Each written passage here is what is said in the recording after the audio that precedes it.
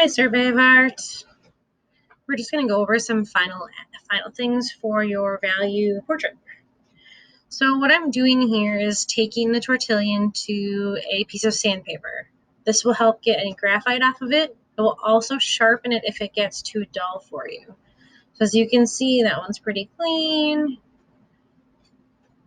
This next one has gotten quite dull. So by rubbing that again on that sandpaper, make sure you're kind of rotating it as you do it. You will get all that graphite off, and then it gives you a finer tip to do some more detailing of adding values.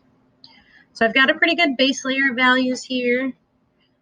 Make sure that you're kind of always checking back with your drawings. But again, I've added that base layer of some 2B pencil down onto my paper, just on the side where I'm not using it.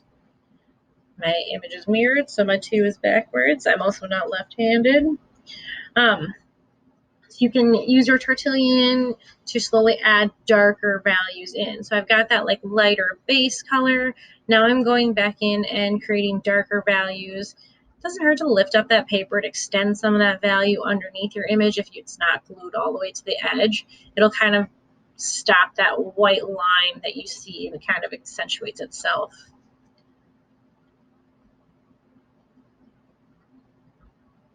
Oh, here I'm going really fast. Whoa!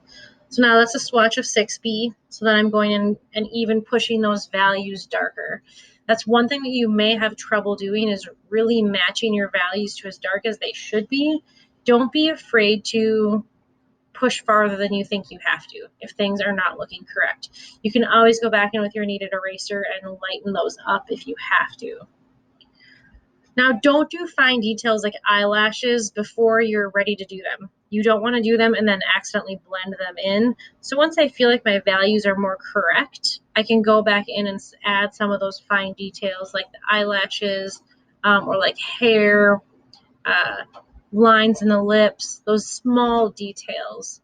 I will do another demo that I'll post tomorrow that shows you how to do highlights in the hair, like blonde hair, how to make hair not look stringy and like spaghetti. This one has the hijab, so I'm not dealing with that as much, but we'll go over that again tomorrow for just the extra finishing touches. So even when you're working on things like eyebrows, it's not just like a solid patch. There are hairs that pull away from the face and they go in a certain direction. So make sure you're trying to look at your picture and match those as well. Oh my God, I'm so fast, look at me go. So now I'm just adding some of the more fine details. Now I'm going to add some of those details in the scarf. So I'm just going through and generally matching the design that's on there, and definitely not perfect. Getting some of those mid-tone values in, blending some of that stuff out, trying to create where there's crease shadows. I feel like the value in that eye is still not dark enough to match that value in my reference. Even at the end here, I think I could add a little bit more to it. So that's what you really want to do, is make sure that you're pushing those values as dark as you can, going back and pulling some of your highlights out with your kneaded eraser, and I'll do another short demo video tomorrow. Have a nice day.